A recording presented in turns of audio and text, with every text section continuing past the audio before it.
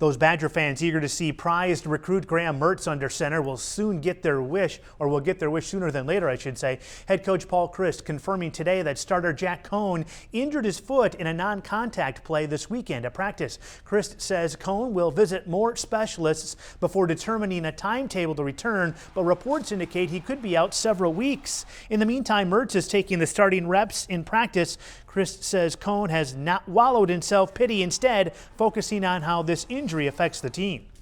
For a guy like Jack, it's, heck, if you miss one practice, he's disappointed. I mean, it's already been a couple, and so he's pretty neat that way. I mean, his focus is not about him and feeling sorry for himself. He does focus on the guys in this team. That's what you loved about him last week when I was talking about him, and love about him today.